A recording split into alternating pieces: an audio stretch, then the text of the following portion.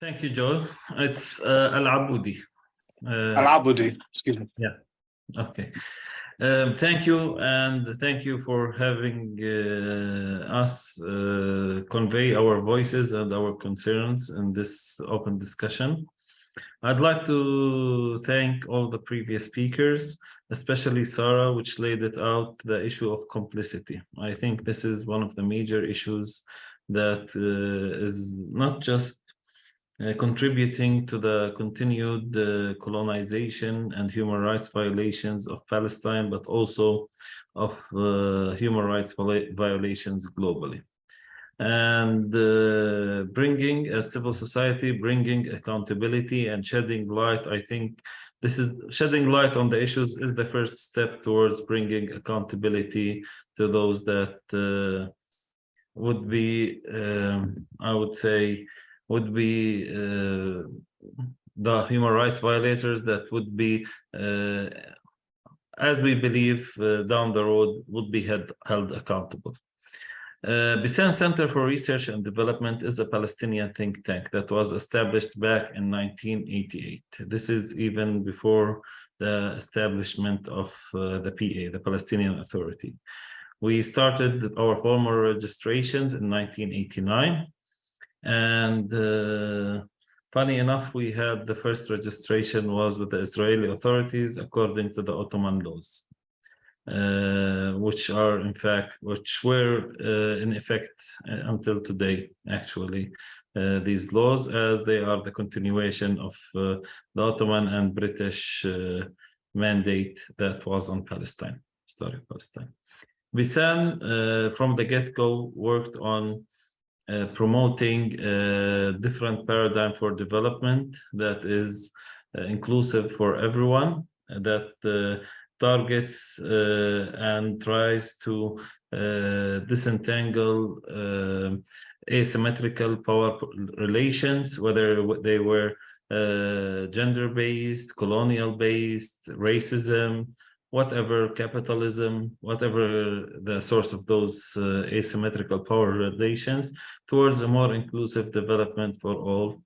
And we have been able to work with all of the restrictions that we faced for the past 33, 34 years by producing critical research and then operationalizing this research by working with CBOs and volunteer groups and youth movements in order to enact change, whether it was at the local or national level. And a couple of years ago, we also started doing international advocacy on the issue of Palestine and the socioeconomic rights of the Palestinians. Since the designation, which has been more than a year right now, and the systematic targeting, which started actually much earlier than the designation.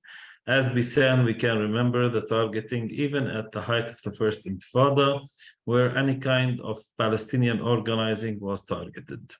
And when we talk about Bisan, we talk about also Palestinian civil society, because this is a small example of the larger civil society that we are, of course, we adopt a human rights-based approach, but we are also Palestinian.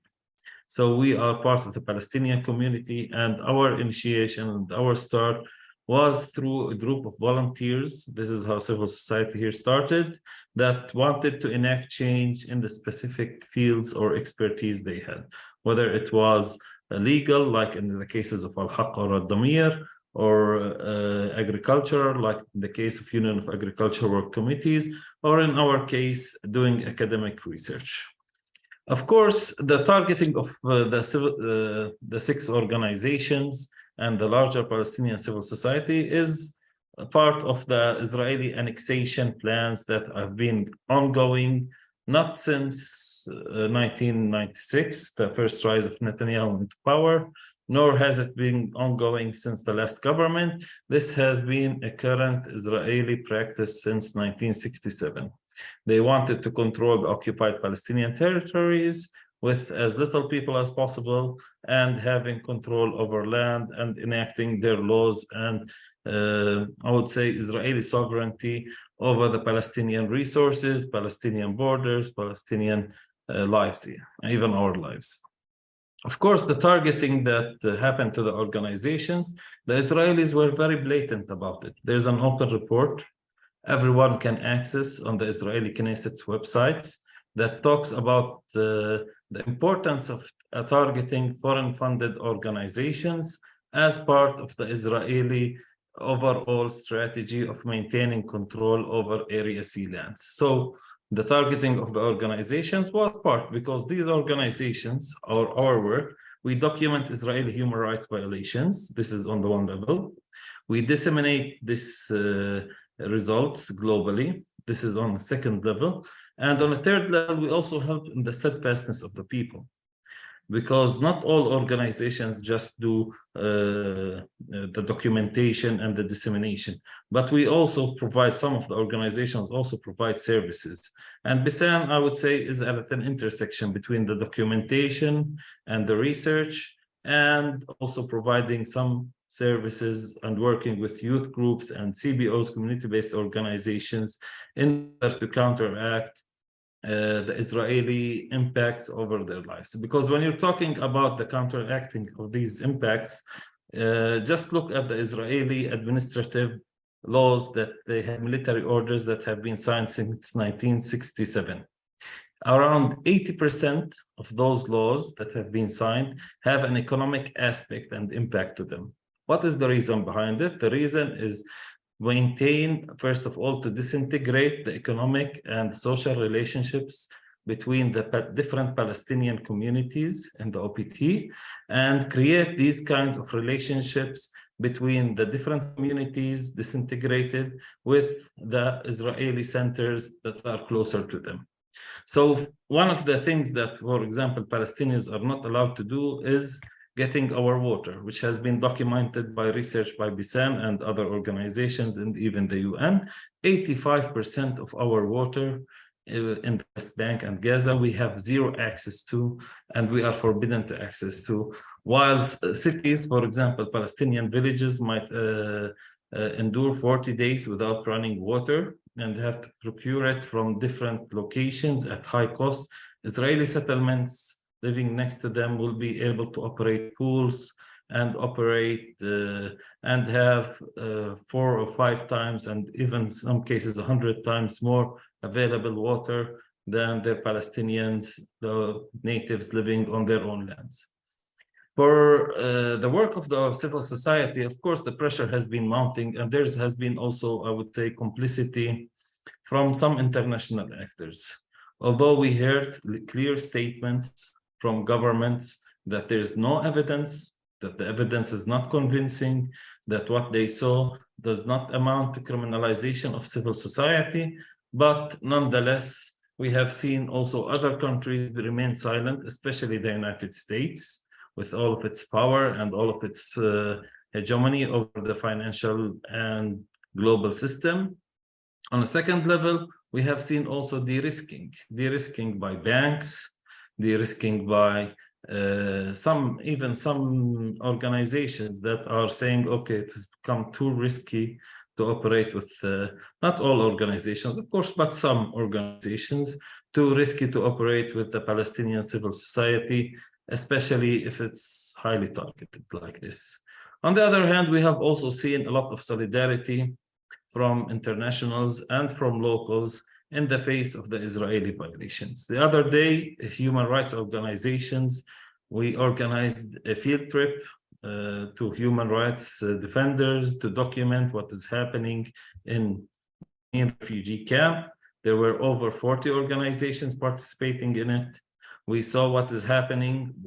We talked with the people on the ground. We understand that what is being targeted now is not just a single aspect of Palestinian community, but what is targeted is the entirety of the presence and being Palestinian. We are targeted for being Palestinian. The civil society is targeted for promoting the Palestinian narrative locally, preserving it, and internationally. What we request from the international community, and this is, I think, really simple.